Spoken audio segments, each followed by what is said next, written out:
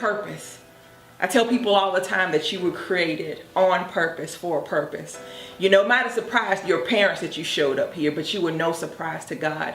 He already had your life in his heart. So take some time today, spend some time with your Father. Make sure you seek him for what your purpose is. And I promise you that the thing you're looking for in the universe is already inside of you. The gift of life and purpose, God has already put inside of you. And let me tell you, the best days that you live in your life will be those days where, number one, you're in God's will. Number two, living your purpose that he put you here for.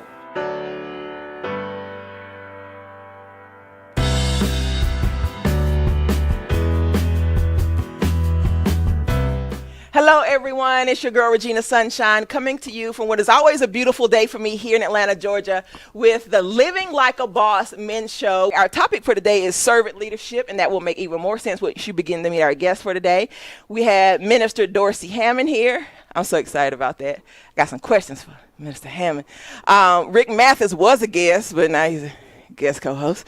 Mr. George Oakman is in the building, and also Gregory Ruffman. So, Ruffman, it's going to be a great show. I can't wait for you guys to meet these guys. And welcome to the show, our first official guest of the day, Gregory Ruffman. Welcome to the show. Thank you for having me.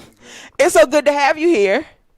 You ready? Yes, ma'am. You nervous? Kind of. I can tell. It's all right. We family here.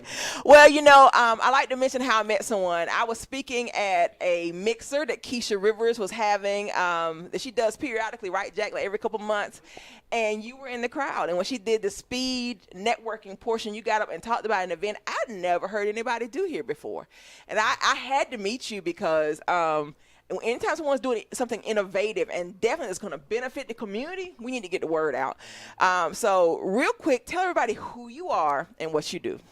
Gregory Ruffman. I am the founder and CEO of the HIRM program, and we focus on entrepreneurship and low-income communities. So what we do is we have summits and giveaways. So rather than just giving out, because we're a nonprofit organization, we actually educate them before we give out different things. So we did 6 events already.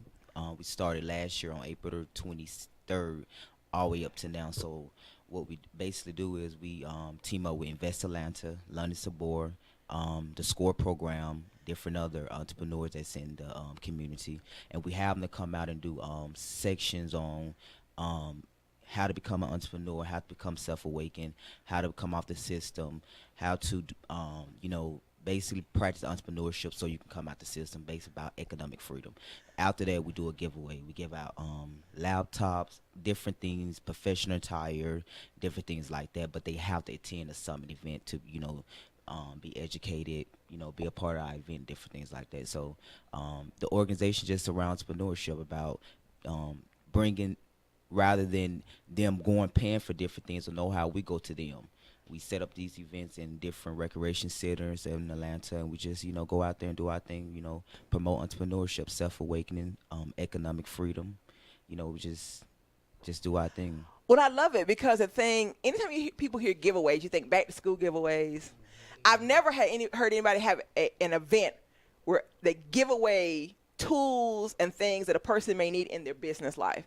So you're going to show up, you're going to share information, first of all, but then here, you need laptops, you need a suit.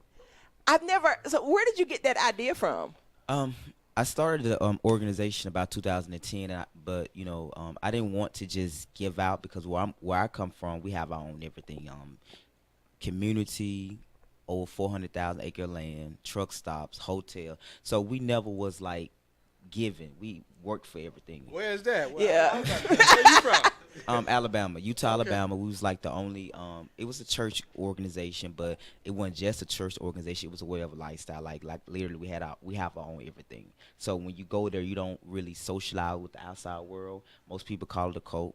But the great thing about it is, to me, is we learned to do for ourselves. We don't go asking for things. We create our own way. So even though I had a nonprofit organization, I didn't want to be the typical one, just help, give a handout, and I'm not educating you. So once I left and moved to Atlanta, I see it's a lot of shelters here and different things like that. But, I raised the question of, like, different shelter was the answer. We won't have to build more. But it seemed like it's more shelters, more program where they just giving out food, and they really not educating them, saying, work for yourself, do for self. We depend on someone to do everything, for feed us, grocery store, clothe us, store. We don't do anything for ourselves. So if they decide to take all these things away, what do we really have? So that's where that's the whole thing built around. It's like we have to do something for ourselves. We have to feed ourselves. We have to clothe ourselves. We shouldn't have to depend on people that we know that's our enemy to feed us. Because if they decided they want to put something in our food and kill us all off, we're not growing our own food. We're not clothing ourselves. We're not feeding ourselves. You lose your job today, after 1 or 2 checks, you basically homeless. So why do we give people that power? So where I come from, it's not just it's like in me.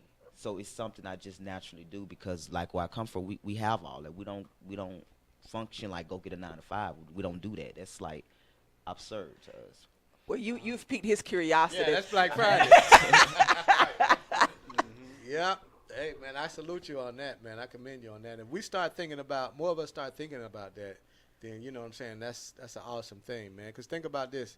When we was in Ghana, one of the things they said, we don't even make our own underwear. You know what I'm saying? We're dependent on someone to make our own underwear, our clothes, you know what I'm saying, to feed us. If something happened at the grocery store tomorrow, how many people would be able to survive after 3 or 5 days? Well, you couldn't go to the grocery store, you couldn't go to a restaurant. Right. Do you have your own garden in the backyard? And these are things, that we got to ask ourselves because you never know. With things happening in the world the way they are now, you never know what may happen. Right. And you may just simply need a glass of water to survive. Exactly. Look at Puerto Rico right now. Yeah. Yeah. You know what I'm saying? And with HIRM, man, they causing these hurricanes and all this stuff. You know what I'm saying? It's a lot going on, man. It's a lot going on. So when you say you guys had your own everything, is it because you guys was forced to? Because Alabama got a little history to it, right? So I can see where it's like, okay, you don't want to help us, we're going to help ourselves, which is really a good thing, right? Yeah, exactly. So I want to kind of find out, how did it start and how did it, progress? It started, like I say, it's a church organization, about 50-year-old. They really were from Detroit, Michigan. The guy that's founded it. No, we wasn't forced to do it. I grew up in it. My mother grew up in it, so it's like 4th generation now. So it was all we knew. So they just came together, and the guy just had if you go in the Bible, where they talk about all things coming, he just actually brought that to the now, where all things coming, meaning that if you have, I have. So meaning that even though we had our own business, we put everything in one pot. So nobody went without. That's a community. So by practicing that, we always had more. It wasn't like you had your own vision here, I had my own vision there. We had one come and go. The come and go, everybody eat. So if you get some, you put in the pot. If I get some, I put it in the pot. And that's how really we got the success that we got. They had, got success they got because they practiced all things coming, which is based upon the Bible. So I he love just brought that into that. How do you measure success in something like that? You said success. I would say definitely the fact that it was able to stand within 4 generations, meaning that even though, times, I wouldn't say necessarily got hard because we not necessarily went without. We did have a lot of scrutiny because of the religion side of it, but I would say the success was more on the business economic side, meaning that you didn't go without. The fact that my grandma was in it, my mother was in it, and I was in it, and if we never went without economically wise, we might never grew everything when it come down to religion view. But the fact that we business economically wise, we was very successful, and it's still going. So that's the measure of success when it come down to that, as well as that. One reason why I would say a lot of the children now leaving, but that's not necessarily because of the economic side, that because of the religion view side. Meaning because, like I said, most people identify as a cult because, you have to dress somewhere, you have to do certain things. You don't really associate with the outside world, to be honest. But on that note, it's not as successful because the simple fact of it is, even though you're growing something, if you don't have people to take it over, it's like, why are you doing it? Yeah. Well, I see what I call the grocery store method here. You see a situation and you take the things that's working and you use that. I mean, Right. in terms of what you guys did economically, in terms of supporting yourself, that is a model that could be taken and co-op. duplicated. Yes. Yeah, that's a co-op, man. Exactly, and that's what I took with it. Like I knew a lot of things wasn't right religion, but economically they have the plan. They have the plan for black people to get out because, like literally, this has been going on about 60 years now, and it's still going. One thing work, all things come and work. You don't have to agree with it, but it works if we all come together. We got to come and go, and we put it in that pot. I can guarantee you won't go without. Mm. That's right. So you got an event coming up in December, right? Tell us about the December event. December the 9th, I team up with, like I said, Invest Atlanta. They a group out here in Atlanta. What they do is not just black people, but they do focus more on low-income people that start a business, and they kind of they literally give you the step on how to get the money. They just ain't just talking. They literally show you how to get the money to start your own business. So he's going to be there. Different people that want to start their business or just start their business, they want their money, that loan, that whatever, they going to teach you how to do that.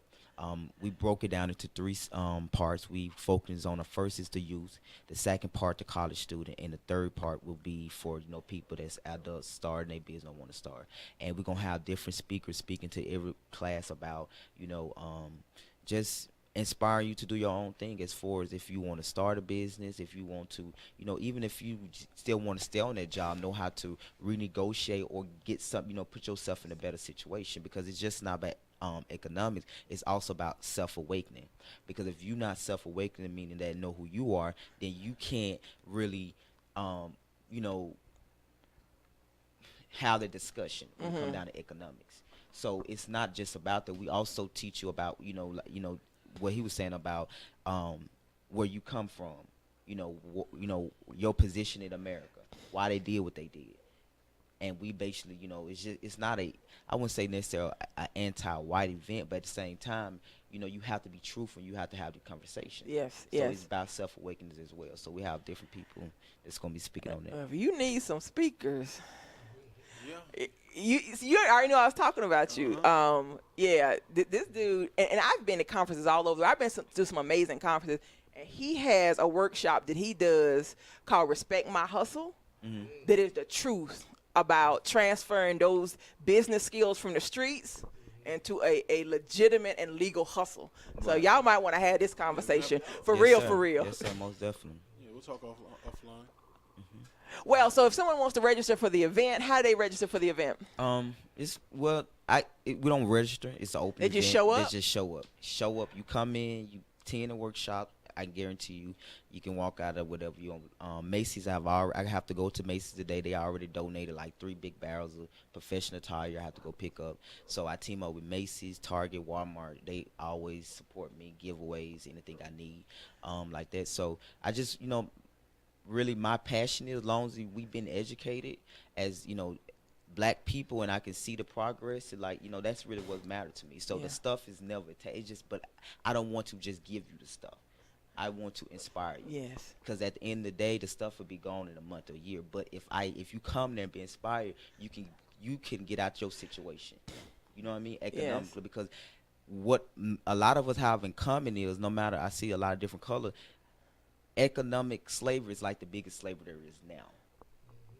Like, that's like, if you look across the border, economic slavery is like everywhere, because no one teaching you to do for self. Like I said again, we really depend on them to do everything for us. And that's why I'm so grateful for, even though, where I come from was, a lot of crazy, but I'm really grateful for that, because I have a different mentality. I don't go and say, I want to do this. I either do it. I don't go and say I need a job. No, I'm going to create my own job for me, legally so. You know what I mean? So it's like, we just move different. And when I come out here and see people, it's just like, what? It's just crazy to me. So it's just want me to really inspire them and show them that they can really do it and have a good life. That's what's up. Well, there are always great divine appointments on this show. And as you're talking, I'm thinking about George Oakman and his organization. And yes. Yeah, and so, we always say that people show up here on the same day for a purpose, because there are partnerships that are supposed to take place. And so I know you brothers need to talk. Yes, ma'am. Get some of his folk in the building. to get some of those classes and some of those giveaways. How can we support you? How can this community support you in your efforts? Just get people to come out to the event, most definitely. This is what I work on all year round. This is what I do. So it's just about getting people there. If you have, like I said, a talent where you can speak and inspire, come there. It's 3 hours from 12 to 3 at the Adams Recreation Center. It's just an open event. Come, if you, like I said, if you're a leader in the community, just come out, support.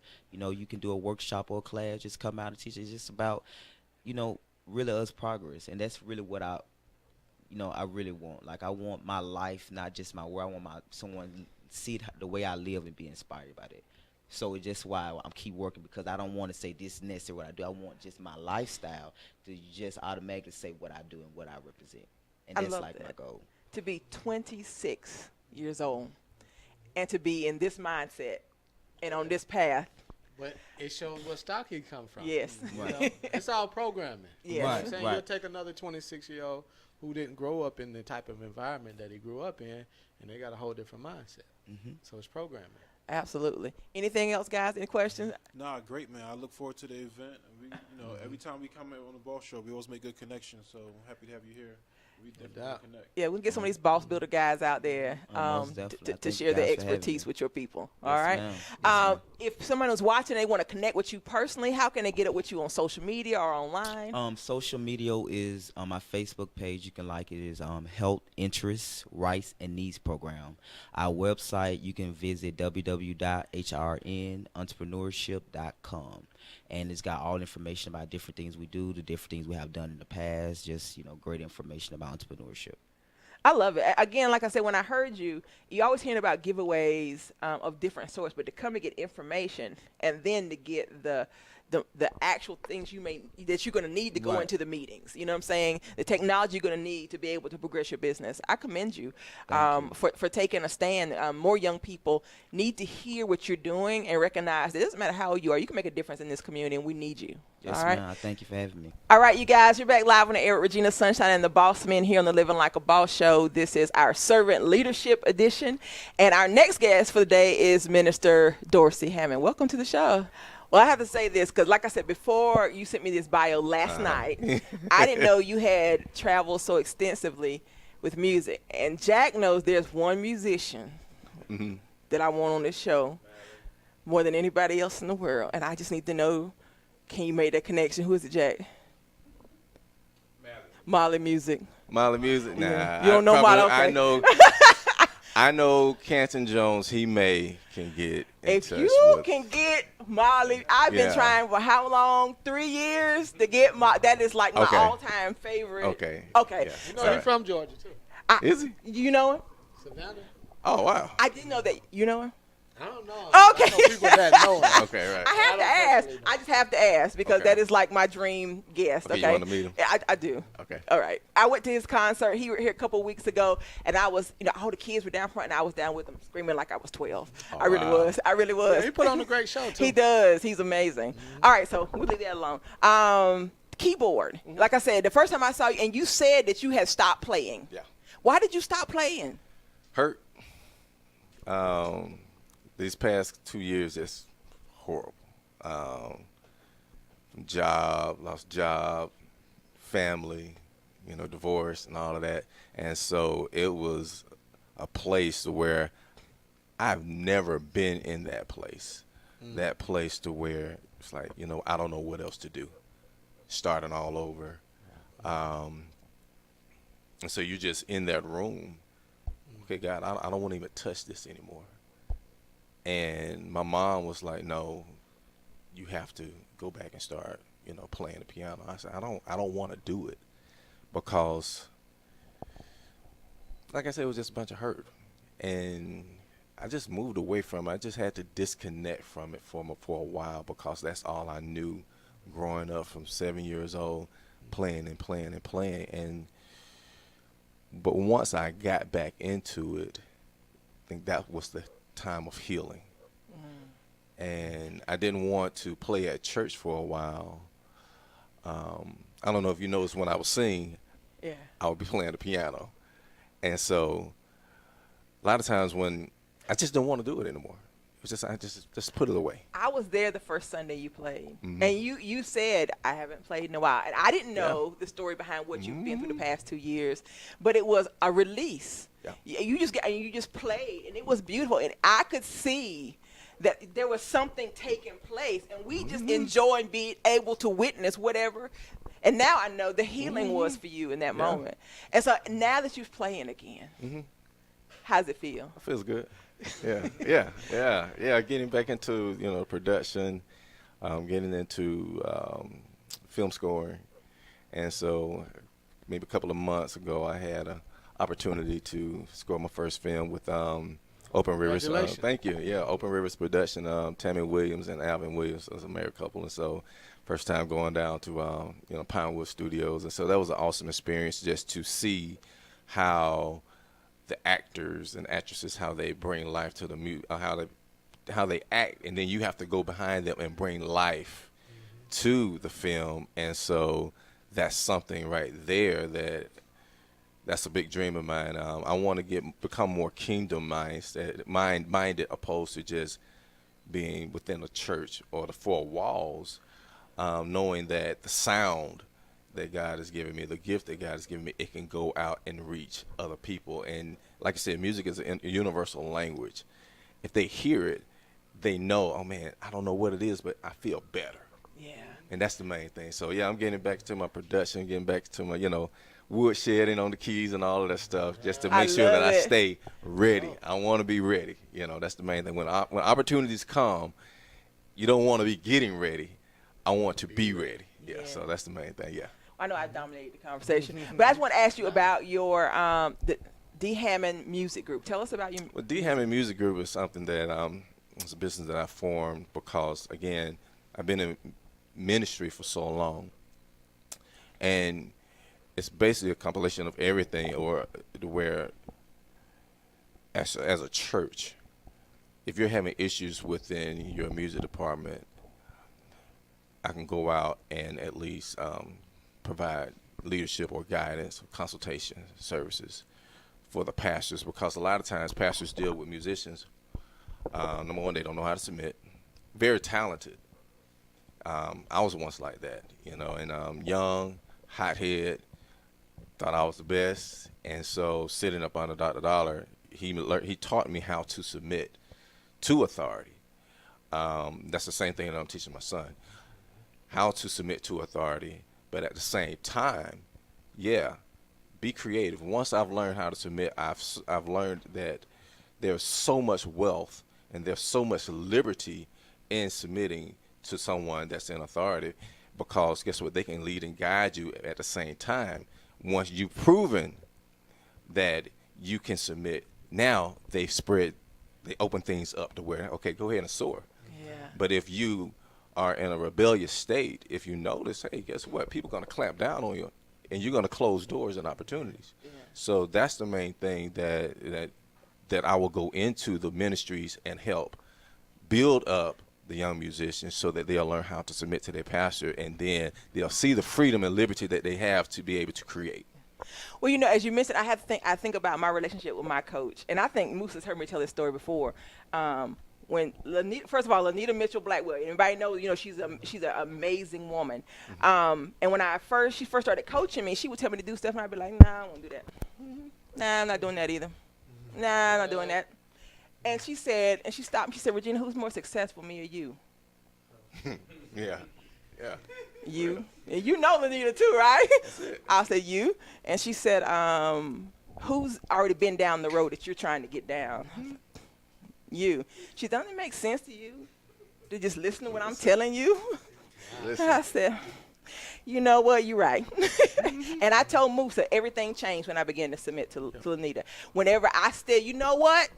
I believe you've been divinely sent into my life to help me succeed. And it only makes sense that I listen to what you tell me. And when I came into what I tell you, I said, whatever you tell me to do in 2017, I'm going to do. And everything blew up. That's it. Everything blew up in my life. And I was like, wow. So all this time when she was trying to help me and I was fighting back, I was like, I was hurting myself, because sometimes God sends people into y'all very specifically because they know what you need. Mm-hmm. And if you know how to do it by yourself, right, you'd already be there. And so it's important that when we run up on mentors, people that we know have something that we need, that we take a moment and sit down and get your notepad out and say, all right, what we gonna do? And that's what we talked about earlier, right? Everybody needing a coach. Everybody needs somebody who's already been where they've been. And it's not that somebody is lording over you. It's yielding yourself to what they know that you need. Exactly. And if I hadn't done that, if I hadn't come into 2017 that way, how different would things be if I hadn't done that? So anyway, go ahead, Musah. No, I'm just saying, so success leaves clues, and sometimes we model after people. Like some of the people who taught me real estate don't even know they taught me, because all I did was go and walk through their properties when they wasn't there. And I was like, okay, he did this, he did that, okay. And they was teaching me, right? And I also had a mentor that taught me another side of the game, but I had to surround myself in that atmosphere to say, even though I had a mentor, I was learning things from other people that my mentor didn't teach me. So it's like your story with Lanita. It's kind of weird how we listen to the people. I think sometimes we think it's going to be easier, and they giving us the real straight talk. Yes. Because I notice that whenever I give people the real deal, they for some reason they feel like, nah, it's not it. But if I made it sound fluffier or nicer, they'd be like, yeah, that's it. But that's garbage. Right? That's garbage. Let me give you the real deal. Yes, you're going to have to read these 3 books. I mean, what else you want me to say? Can I YouTube it? Maybe you could, but I read these 3 books. Here go the 3 books. Right? But, nah, it's true. The modeling, the coaching is very much needed. I wouldn't be anywhere without it myself. Absolutely. Anything? Man, I just say you got to know when to lead and you got to know when to follow. You know what I'm saying? We're all leaders. We're all followers. Yeah. So that's really the biggest thing that I've learned through my journeys. Exactly. What does it feel like to mentor or coach a young musician and then to see them go shine? It's great. Yeah, it's great because you. Let me just give you one example. A good friend of mine, he's a music director up in New York, and it's Matthew Johnson. And Matthew, he probably still does it, but he would go on the road with some of Kanye West artists, and he was the music director. Straight off the road, everything, very gifted. To sit with him, and he's 10 times better than I am, but to sit with him and to show him the ropes as to how things flow within the confines of a church and how to flow in a service with all of his knowledge that he already has, and to see your DNA being imparted into him and to step back, it's fulfilling. It's fulfilling because it's like, oh, that's one person. Okay, now let me go to the next person. Let me impart my wisdom. Let me impart my experience into this person, so that they'll know, hey, just like in the secular arena, you still have your pitfalls. You got to watch the women. You got to watch the temptations. I'm just being straight. You have to watch these things. This is what you do this is what you do to be successful.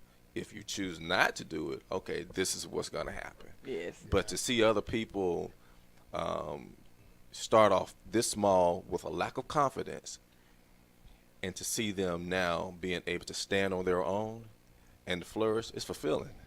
Yeah, it's very fulfilling. I'm glad you said what you said about it being pitfalls no matter where you go. Because, and I know this is so off the record, oh my God. My aunt is married to a pastor in Table City, North Carolina, and she talked about women sitting on the front row with their skirts hiked up. You see it? And I was like, for real? You see it? Yeah. Okay. All right, praise the Lord. I was so shocked. I know, did they get you moved? Did they get you? I was so shocked. I mean, Preach. Man, come on, it's real. So I think it's important that you're not only ministering to them about that, but about things that are going to affect their lives. Because you can be doing amazing in one arena and have something come in and totally get you off track. Would derail you in a second. In a heartbeat. And I think it's important that men have those conversations with each other. Yeah, for real, for real. Especially when you see, and man, I got to say this because somebody needs to hear it. When you see a dude, one of your friends, and there's a woman that's hanging around a lot extra, Yeah. and it ain't his wife, you got to be the one to say, man, be careful. Something's up. Be careful. And I got that from my ex. He said that about a friend of ours whenever, it wasn't a friend, it was somebody we knew that had a situation that ended his marriage. And he asked me, he said, where was his friends at? He said, where were the guy that loved him enough to say, man, you're going to mess up your whole household.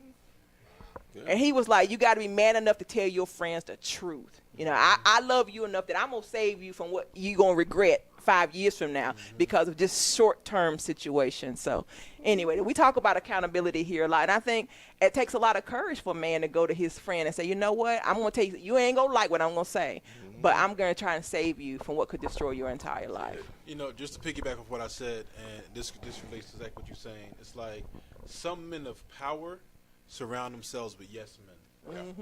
Right? So they don't want another brother either equally as strong or somebody that's good for them. They surround themselves with yes men because the yes man is going to say, oh, yeah, whatever, Joe, that one is great. This is great. This is a great idea. You should have some more drink or you should have some more smoke.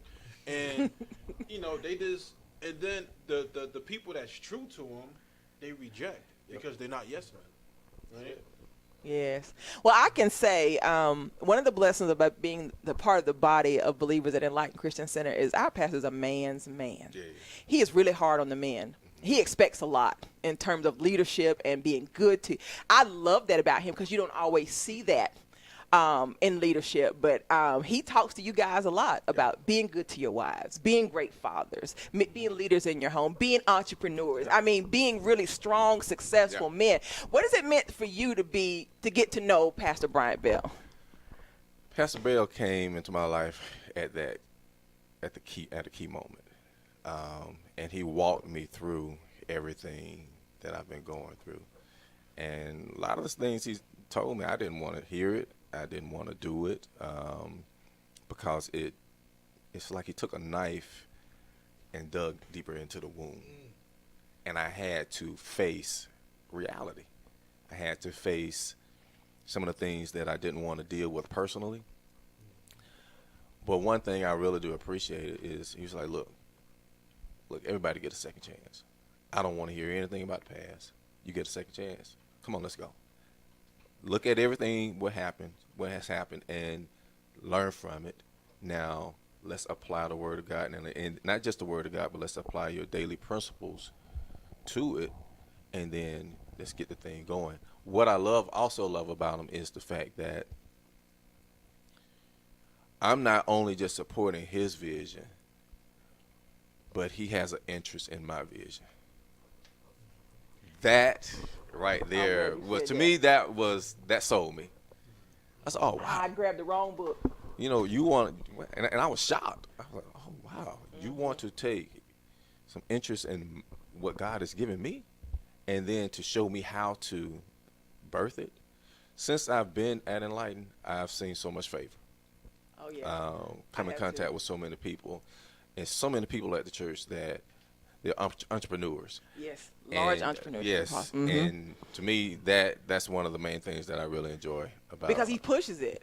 Yeah. He's like, go out. And in fact, I brought the wrong book, but you know, for those who have seen my books, I always have book sponsors. He sponsored the last book. Wow. So he supports your efforts, and yes, he does get in your behind. I remember not having been there long, and he was like, I need to have a meeting with you about your businesses. All right. And so I went and met with him and Pastor Lysandra, and I thought it was going to be about business, and it was about me and making sure I was in order and I was doing the right things. He said, all right, because if you in order, he said, then the businesses are going to flourish. Yes. And I was like, I love that because how many people take that time to really be concerned about you and your family and making sure, and he expects, excellence is expected. You're expected to succeed. You're expected to do great things. And so I leave out of there with this feeling, I got to go out and change the world. I got to go out and do great things because that's what's expected of me. That's why I was put here. So thank you to Pastor Bell. He said one day he coming on my show. He said one day. He said, I ain't ready for TV and radio and all that stuff yet. I was like, okay. I said, but the people need to hear.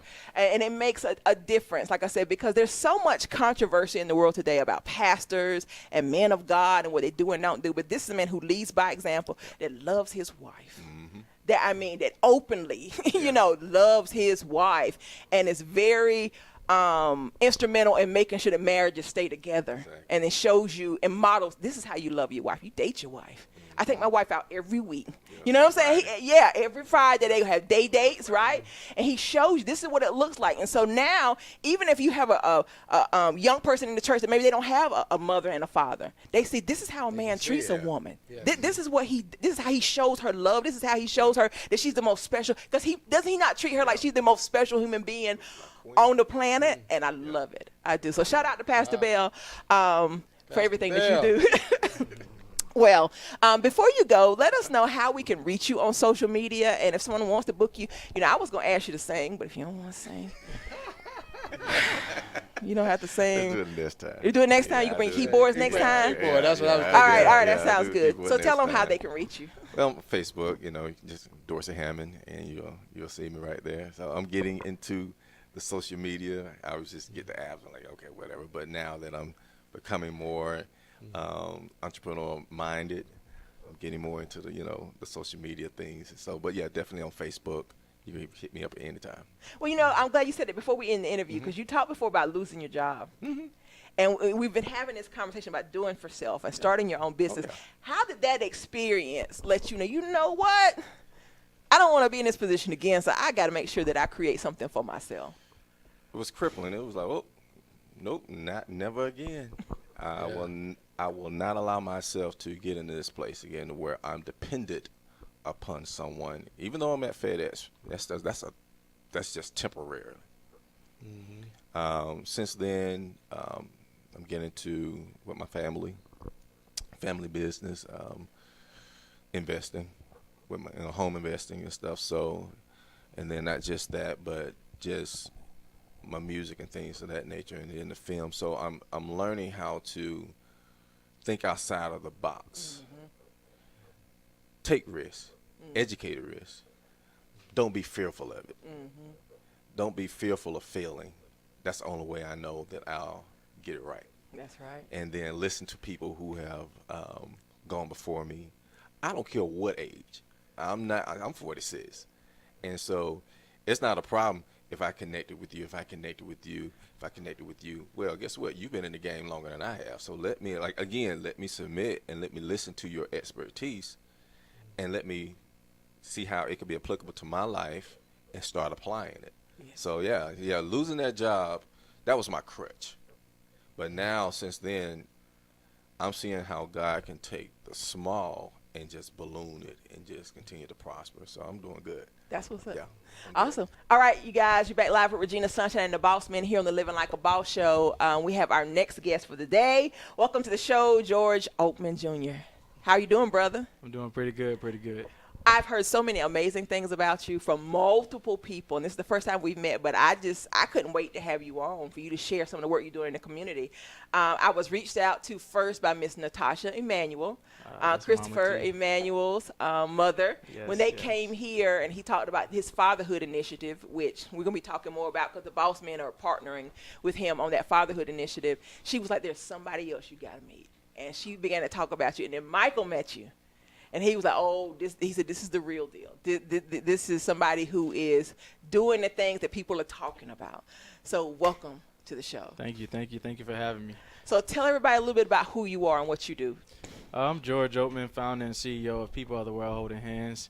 And a lot of people say that name is long, but I like to actually break it down. When I started thinking of an organization, I was actually in my living room. I was cleaning out my closet because I was a big shoe collector, still am. And I was actually just giving shoes away, and I was remember cleaning it out, and a name just popped in my head, and I remember getting a dry erase marker and writing it across my den mirror, People of the World Holding Hands. Not really knowing what it meant at the time, I just knew, hey, I want to do something very impactful out in the community. And once I did it, my next step was to actually, I remember picking up the phone, calling my brother Christopher Emanuel. I was like, hey, I got a name. And he was like, what is it? So I told him. He's like, man, that's nice. And so my next thing was creating a logo, kind of like when you see Nike or Walmart. If you take the words away from the logo, you still know exactly what it is. So that's where I came with the actual, if you look on here, it's the hands. And the hands are different colors because I feel that until the world unite as one, that's when we're going to start seeing all this hatred. And I guess before I even start, I definitely want to take a moment to say blessings out to Las Vegas for what just happened last night with the big shooting. So I definitely want to send a prayer out to them. And it goes back to us uniting as one. I'm a big believer, we're not each other's problems, but until we unite as one, we come to each other's solution. So with people of the world holding hands, that's my biggest thing. I like to go out to the streets. I was actually out yesterday alone down in the park. As I pulled up, I had about 70 meals. I see people laying all across the ground. I see young kids. I see little babies and strollers and everything. And I'm like, wow, Atlanta, we're big on building this stadium and spending all this money here in the city to do all this other stuff. But yet we have people that are literally living on the streets, and there's been nothing done about it, even to the point where they're trying to close down a homeless shelter. And They closed it. they did. Wow. And so when you look at things like that, you're like, wow, like, what can I do? How can I be a servant of God to actually bring change? And so I'm just one man with a dream that, believe in our homeless and try to empower them. And that's why I go back to, it's all about empowering, educating, and elevating. One, you have to empower. You have to give someone hope. You have to educate them, kind of like Brother Gregory said. You can't go out here dependent, because then you become crippled or handicapped. If you go back to school, they put in the textbooks what they want us to learn. It's up to you to get out to educate and broaden your mind to actually pick up more and actually want to understand more for what it is. So for me, it's about that next piece of educating, then elevating, it's uplifting people. How do they get out here to get a job? I know some people come home from prison and they're lost after doing 20 years in prison. You don't understand, like you said, the world is constantly moving technology-wise. How do you catch them up to speed? So we have to also go back out and educate them, elevate them. So I look at things like the last biggest turnout for Black African-American voting was back in '08 with Obama. That was because it was all over BET. We educated our people. They knew exactly who to go to the polls and vote. Well, it doesn't even start with the president. It starts here in your community with your city council women and things like that if you actually want to bring change. But most people go to the polls, they only know two people. That's the two presidents. They know no one in their community. So how do you educate someone and empower them to understand how to bring change in their community? It starts with in our community, even with our homeless, and that's kind of what I stand for. So it started with feeding the homeless. It grew into educating, and it just kept growing and running to the right people. It made my vision span out more. I'm actually in MIT, which is minister in training right now, because my whole thing is not only being out there to save people here on this world, I want to actually introduce them to God in a different sense and actually give them hope, and then also turn it to me writing a book. So wow. going on.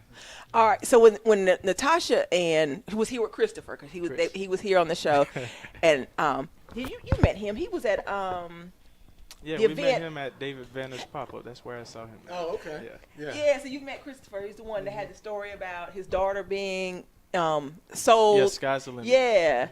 All right.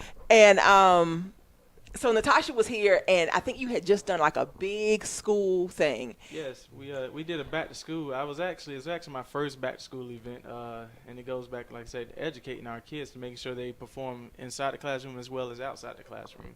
So I was only thinking maybe 500 kids would show up. Well, we had over 1,200 kids show up. That's what's up. We were able to bless each and every one of them, send them back to school well. And that was even, I think we may have had maybe 3 sponsors, but, through the gift of God, it was able to turn into this big, enormous thing. We had a live concert going on. We did haircuts. We did school supplies. We actually served food. We had the fun things going on the outside. Just a big thing. We even had a coupon class for our parents to learn how to save money going throughout the school year. So it's really big, and especially in our Black community, when it comes to debt and wealth, and actually understanding how to increase your expenses, and like you said, not crippling yourself and depending on someone else. So all that actually took place at this back to school event. It was phenomenal. Isn't it interesting how one event can change everything? Yes. Because when Natasha was here, she talked about that event and just how it blew everybody's mind, how many people showed up. And I definitely want to give a major shout out to my pastor, John Elmore, over at the 3D Church. It was phenomenal, and his vision and what he does is phenomenal. So he's definitely a huge thing happening out in Lithonia, Georgia with the 3D Church. It's actually the first movie theater church I've ever seen, and what he does is so phenomenal. He literally brings it to life, even church on Sundays, and he took me up on his wing, and I'm actually his resource pastor. And he's teaching me just the word of God and actually how to touch people in a different magnitude and a different way of life.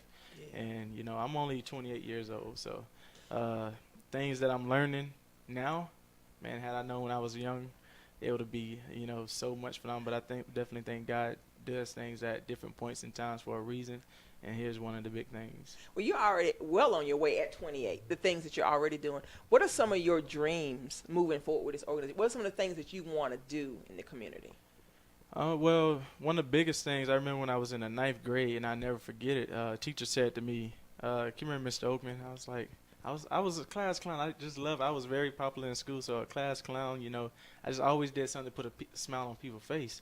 But she said to me, and I never forget it, she said, you can teach a man to fish and he'll eat for a lifetime, or you can give a man a fish and he'll eat for a day. And she's like, tell me what that means. And, at that time, I couldn't tell her what it means. So she told me, hey, stand outside the classroom until you're able to tell me what it means. And I remember coming back to class 3 days later, and I finally understood what it was she meant. And if you keep handing and giving, kind of like what Gregory said, you'll handicap these people so they always come back to you. They always want this. They always want that. But if you teach them, then they're able to provide on their own. And what kind of like what's going on here in this country, you can take so much from a person, and you can actually, like he was just saying, he lost his job. It crippled him. But if you, in your mind, if you know how to do your own, how to provide on your own, that's something no one can ever take from you. Everything that we have here, these houses, these cars, all that's material stuff. But when that stuff actually goes away, then what do you have? But a mind is something that you can never take. And I remember listening to Steve Harvey. He said, God's gift to us is the talents he put within us. Our gift to him is what we actually do with those talents. So for me, I want to continue to help people realize their talents, actually excel with their talents, and actually homeless. You go to Dubai, there's no such thing as homeless. You go to certain parts of Canada, there is no such thing as homeless because they have eliminated that. So in America, how do we do that? So that's my biggest thing is continue to bring in groups together like myself, like-minded people, bosses, to actually help this and go on a broader scale to actually make sure our black people, our white people, anyone that wants to see a difference within their life and let them know they are somebody and they can too be a boss. Awesome. Guys. No, I'm just piggybacking off some of the things you said. I mean, you're right. And don't think, we all have hindsight. Like if I knew this, I was younger, but like you're on the right path already. Because I'm thinking about when I was 28 and I was a loose cannon still, right? So me looking at you at 28 and me 28, completely different. You so much more above me. Like you said, see one thing with America, you got like our ambition sometimes can be our downfall in this country because somebody has the right to be as greedy as they want to be in America, right? You got companies like Google, Amazon, that's going to put a lot of people out of business, right? They're going to give jobs to some people, but now one website can do a thing that 10 factories used to do, right? So, like you said, you got some countries that kind of eliminated homelessness because they have a system where it's not maybe 100% capitalism, but the wealth is being divided or spread around maybe a little bit better than America right now because we live in a country right now, the top 10% have 90% of the wealth, right? So that leaves the other 90% fighting for 10%. We already know those numbers don't work, right? And like you said, they closing down homeless shelters and a lot of programs are going away. Just a little bit about because sometimes when people when I hear things, it don't click until somebody else say it. So when you were saying that, and it reminded me of this conversation that I had with this musician. He said a lot of things changed for me when they took music out of school, right? And this is an older hip hop head. He said, so me becoming a musician came from me not having a music class to go to and me going to the lunchroom and doing this at the lunchroom table. So that's how some earlier hip hop came about because Ronald Reagan got rid of some of our programs, right? But just to say that, and people are being more creative because we don't have, right? And they use that as creativity to bring out some of the creativeness and to become those entrepreneurs. Ric Mathis. Hey, man, I just want to salute you for what you're doing, man. And I always relate it back to the film. In the film, we're having a global discussion. Right now, these have literally turned the world into a village. You know what I'm saying? You can literally communicate with people around the world with the cell phone. So that's one of the things that we're showing. So, I salute you on that. And right now it's not about race, it's about class. Yeah. You know what Yeah. I'm saying? The thing is, the people who control the money now want you to think that it's about race so that they can keep everybody separated and isolated. While meanwhile, they are controlling the money and manipulating everybody at the bottom. else. You know, in the film, we got a white guy out of Chicago named Dana Stevens. I think you know Dana, out of Chicago. Well, he, you know, he referenced the Bible, Deuteronomy, where he said, "We are the chosen people. Black people are the chosen people," and that's what he speaks to in the film. You know what I'm saying? And he gives it to you on a silver platter, like, you know, this is what it is. When you're buying things to replace your identity, you're ultimately making my family richer. That's what he says. Those are his exact words. But, you know, so I salute you on this because this is where we are right now. You know what I'm saying? It's a global economy. It's a global society. You know what I'm saying? And I think kind of what he's saying, I think I actually saw a video with David Banner, kind of like with the NFL. If all the African Americans withdraw for the NFL and start their own 70% league, of like it. we have, like us as African Americans, know kind of our like the video you power. say, we own so much. We don't know our own power because kind of like you said, we are now in a state of mind where we're kind of work, like you said, it's still a slavery in a sense. But until you get that to say, hey, I'm going to go out and do my own thing, then if every black African American thought that way, like we would own so much of America. It goes back to unity, and that's one of the things that I That's do what like it is. about the B.O.S. show. That guys come here and they connect, and then it's not you over there doing that and you over there doing that. You say, no, how can we bring these entities together and work in such a way that we multiply our efforts so that we get more work done? And that's what we have to start doing, you know. So, like I said, I salute you with the hands. You know, it's a dope logo. Yeah. You know, with the hands, that's what has to come. We gotta unify. You know, we've been taught division so much that, you know, it's hard for us to even trust. You know what I'm saying? So once we get over that, and like, you know, with the community that y'all built, and having trust and really, you know, creating a new identity, that's what it's all about. It's about working together. We get more done once we unify and work together. And my slogan is bringing the world together one hand at a time, because pretty soon I will be able to do that. And like today, just connected two other hands and so down the line. So by that, you know, if I go on my phone, I got 100 contacts, you got 100. That's right there, the same thing. And I think I heard him speaking earlier about some people are just greedy. For me, if I'm sitting at the table and I have $1 million in my account, the guy sitting next to me is going to be the same way. And now it just took that room increase to $2 million because you have to be willing to share that information. Some people are getting up the ladder while you have some people pulling you down. You got to continue climbing up that ladder and being able to share that information, and then will we all be able to connect on that same level. So do you plan on taking this global, like connecting in other countries and things like that? Definitely. My Instagram in the last 3 months have grown over 4,000 followers, and I have a lot of people reaching out to me from all other countries. But it goes back to, you know, connecting dots, knowing people that can actually help me get out over there. We just did a drive for both of the hurricanes, and it was all about connecting. I think we connected 26 different organizations in order to make that play happen, to actually move things down to Houston or even down to Florida. So big shout out to Michael Supreme and Christopher Emmanuel. They were actually big leaders in this event as well. But I definitely gonna go global everywhere. Yeah, that's the vision. Yeah, that's great, man. Definitely start looking global to see how you can connect those dots. That's what's up. Another book to challenge you is The New Earth, Eckhart Tolle, right? And that teaches you about that voice in your head, right? That ego. Before I read that book, I thought I was my ego. My ego should tell me to go out and be a stunning guy and go and buy these rims and look at my gold chain, right? That book tell you, nah, you're not your ego. The ego is who's talking to you. You're the one that's listening, right? So to put your ego in check. So that changed you also, not from, I know we got, like, Rich Dad Poor Dad is a great entrepreneur classic, but I started to get into some new age, and that's what that Eckhart Tolle did for me. Social media.